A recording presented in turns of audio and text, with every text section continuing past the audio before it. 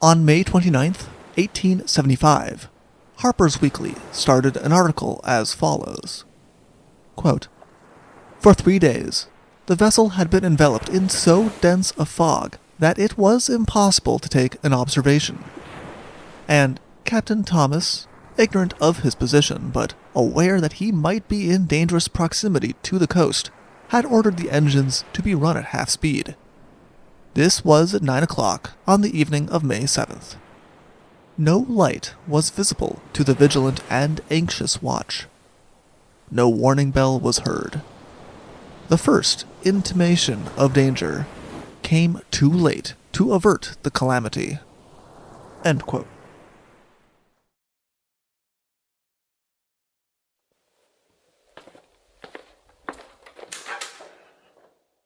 Hello, and welcome to the Shipwreck Archive. Thank you. Would you happen to have the story, "The Schiller is Lost in the Fog"? Here we are. Enjoy!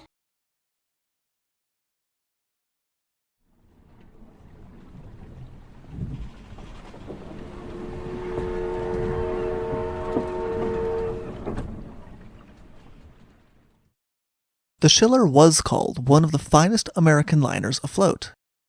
The 3,490-ton German registered ship was an iron-screw steamer, built on the Clyde and launched in 1873. She was a ship that her owners, the Hamburg American Line, could be proud of. She had a reputation for her fast voyages, boasted of 7 watertight compartments for safety, and Lloyd's had given her an A1 rating.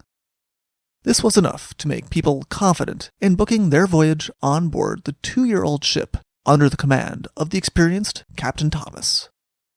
In April 1875, the Schiller departed from Hamburg, bound for New York on a routine voyage, and indeed the only thing that made the voyage stand out was that her departure from New York was delayed for a day due to tides not being in their favor. She, therefore, left New York on the 28th, rather than the 27th. With 59 saloon passengers, 75 second-class passengers, 120 steerage passengers, and 101 crew members. In addition, she also was carrying general cargo, mail bound for Australia and New Zealand, and $300,000 of specie that she was supposed to land in Cherbourg, France.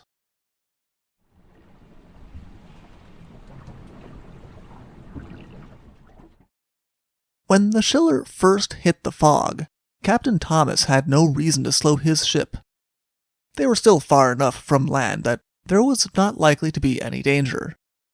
It was only as thick fog had continued to prevent them from making an accurate determination of their exact location for 3 days, and he knew that they were getting close to land, that Captain Thomas ordered his ship slowed to half speed. Somewhere in the fog were the islands of the Scillies, a well-known danger. The first stop that the Schiller was meant to make in Europe was supposed to be in Plymouth on the 8th of May, where 22 passengers were supposed to disembark. By Captain Thomas' calculations, they were now getting close to the English Channel. It would only be an hour after ordering their speed to be reduced at half, at 10 o'clock at night. The Schiller violently struck a reef, sending a shudder through the entire ship. She did not strike once or twice either. The people on board her said that she struck 4 times before finally settling on the reef with a sense of finality. The people on the Schiller were in a dangerous position. The seas were rough, the tide was coming in quickly, visibility was still low, and the ship was now positioned broadside to the strong waves that were hitting her. The immediate response of those on board was chaos and panic, and this was not restricted to the passengers. The behavior of those on board was not helped by the fact that one of the officers had celebrated his birthday earlier in the day on the ship, and many of the crew and passengers were still under the effects of alcohol. Captain Thomas had not left his position on the bridge of the ship for days, not since the fog had set in. And now he tried to take control of the situation, but as the only person trying to establish order, he was entirely disregarded.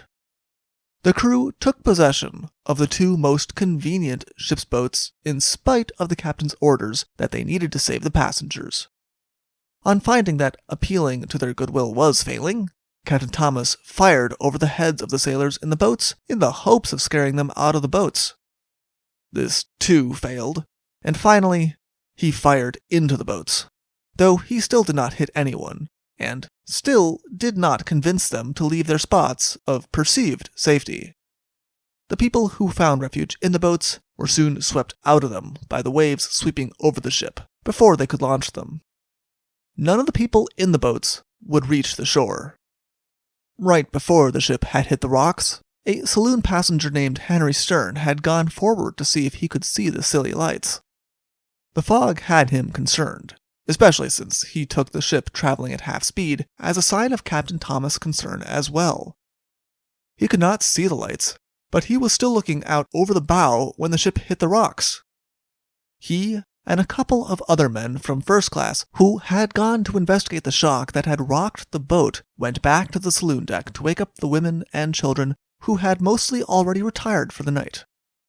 Henry Stern and another man also went and got all of the lifebelts that they could find, and began to distribute them among the other passengers. The lifebelts proved to be of little use.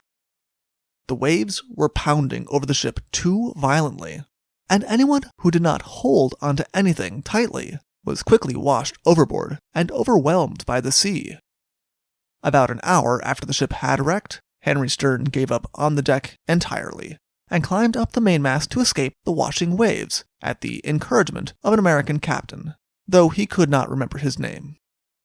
This also gave him a very good vantage point of the events that were to follow.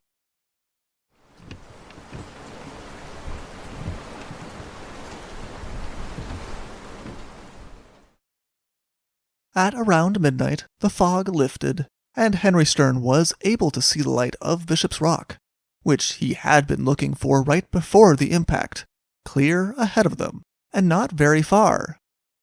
It was a testimony to how thick the fog had been around them that no one had known the danger they were in. The third officer dedicated himself to the task of hanging blue lights and firing rockets in the hope that they would be saved by people on shore, though this task was greatly impacted by the strong waves that kept hitting the ship. One boat that they were trying to launch was smashed to pieces on the side of the ship. Another boat was successfully launched, but the members of the crew in it refused to come back and take on any more passengers, afraid of the boat being smashed by the waves or overfilled by the desperate people on the ship. One of the ship's lifeboats was also launched, this time through the efforts of Second Officer Polaman, but it was smashed by the waves. It kept afloat, but many of the people on her were washed out, and it was badly damaged. Among the number of those who held themselves in a boat in spite of the waves were Christiana Jones and her husband. They had both been in bed for the night when the ship had grounded on the rock, and both of them had rushed to the deck. On seeing the boats being launched, they jumped into the boat that was already being lowered before it could leave the ship. The experience had left Christiana Jones injured, and the couple found themselves in a boat with no oars and leaking so badly that it was full of water most of the time. No one else got in the boat. It was considered one of the ones too damaged to be of use by the time it hit the water. The couple drifted for 2 hours before the lifeboat that was launched by the second officer found them and brought them on board of the lifeboat. It still was not much of an improvement. The lifeboat was also considered in a sinking condition. The group got it to shore, helped by the boat with the sailors that had refused to come back to the ship. Between the two boats, 16 people were now safe, out of the over 300 who had set sail on the Schiller.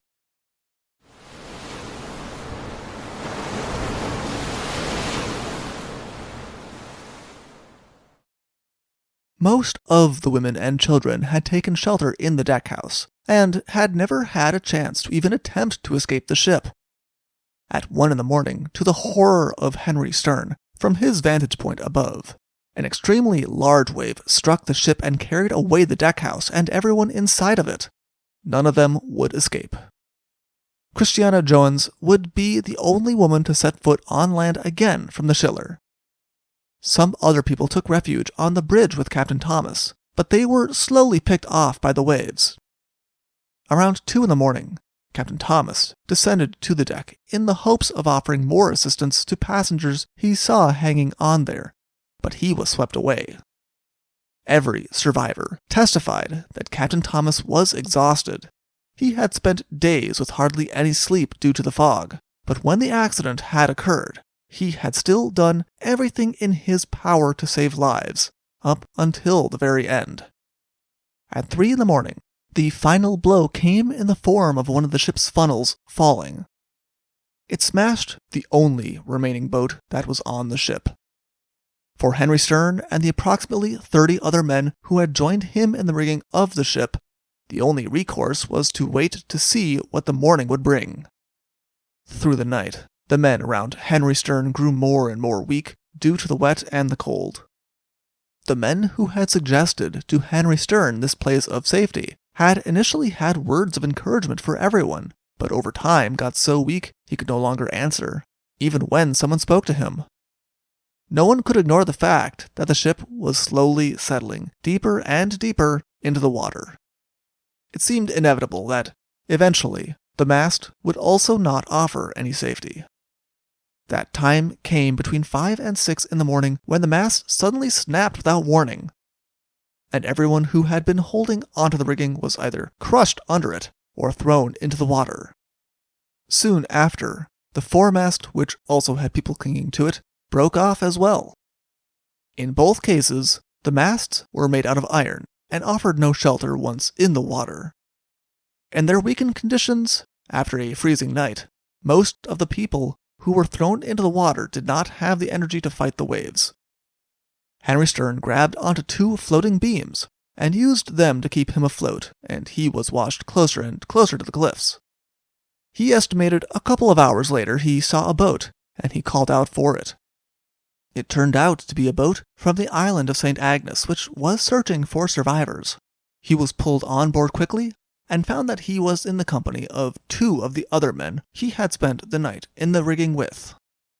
Right before the masts fell, boats from St. Agnes and from St. Mary arrived on the scene, the people on the islands having realized the disaster that had taken place on their doorstep. Unfortunately, due to the heavy waves and the rocks that the Schiller had landed on, the boats were not able to come close enough to pull people from the ship without being destroyed, so they could only patrol the water around the ship, hoping to find people who were still alive in the water. The boats patrolled well into the afternoon, and sometimes their efforts were rewarded. One of them pulled a man from the water who had been floating while clinging to a piece of wood for 10 hours. Over time, their efforts became more a matter of recovery than rescue, but they continued their grim task. People had also begun to wash ashore. With most of the passengers having been asleep when the ship wrecked, finding identifying papers and identifying who they had found became the new challenge. 4 of the passengers who had been rescued were also not identified right away. They had been brought to shore unconscious, and it took some time to revive them to find out who they were. All the papers could say was that it was believed they were steerage passengers.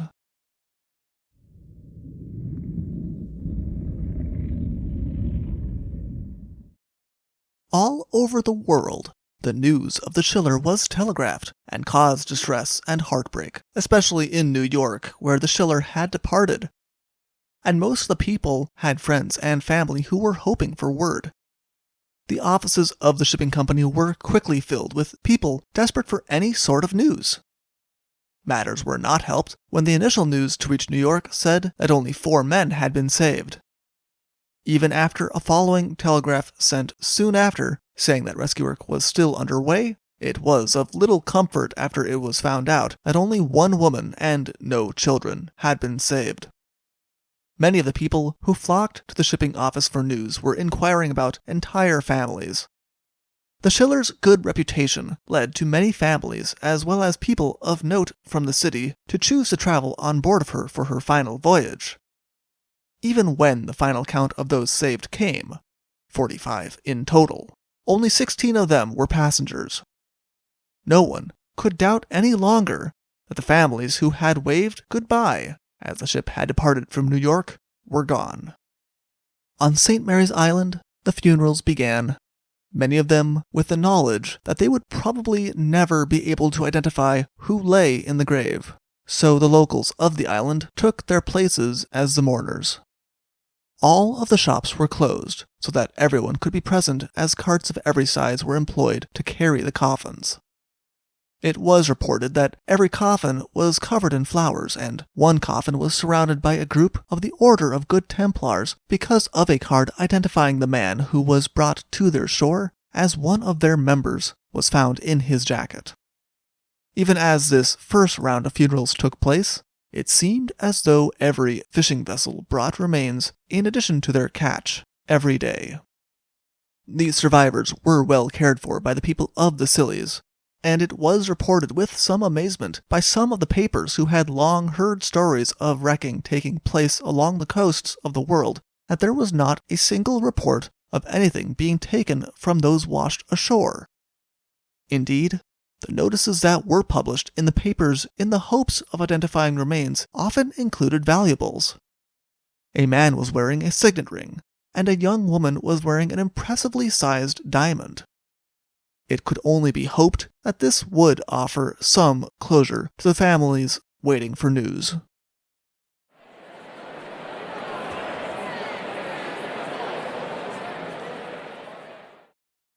No blame was placed on the officers and crew who survived.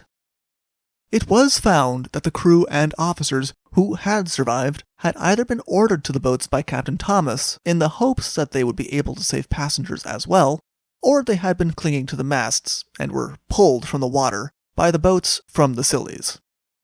The blame could also not be placed on the people of the Scillys. Yes, rockets had been fired into the night by the third officer after the wreck, and guns had also been sounded, but the people of the Scillys were all too used to this. It was, unfortunately, often a practice of passenger ships to celebrate a completed crossing of the Atlantic with rocket and gunfire for the enjoyment of their passengers. There had been far too many false alarms for the people of the Scillys to realize that there was a ship in actual danger. The blame landed on Captain Thomas. Though Captain Thomas was praised for his actions after the wreck, he was not without fault. He had previously had a near miss in some fog early in his career, and had expressed on multiple occasions that nothing scared him more out of the dangers of the sea than fog. People could not help but wonder therefore why he had only slowed his ship to half speed, considering how thick the fog was, and why only an hour before they struck the rocks. Not only that, but he had also not had anyone taking soundings, which would have quickly told him of the danger they were in. The Scillys were well known for claiming ships. Some more care would have been warranted. The publication, The Friends Intelligencer, was a little more balanced in where they placed the blame, though. The Schiller had been delayed in leaving New York, and it was therefore behind schedule. Not only that, but it was a point of pride for the line she belonged to how reliable and on schedule the Schiller always was. It did not seem likely that they would look kindly on Captain Thomas if he delayed the voyage further out of an abundance of caution. Nor did the Friends Intelligencer blame the shipping company entirely. The demands that passengers made on shipping companies was to be on time with no delays, or they would stop sailing with a line. The shipping companies were responding to the demands of their passengers, as they had to if they wanted to stay in business. The fault, it was concluded, was in people putting so much pressure on captains to not make the slightest delay that captains did not feel as though they could make the correct decision for safety of their ship and those on board. The Schiller had shown the heavy price of such actions, but it would not be the last. For more information, please see the Maitland Mercury from June 29th, 1875, or see other sources in the description below. Thank you for listening. Thank you for visiting the Shipwreck Archives.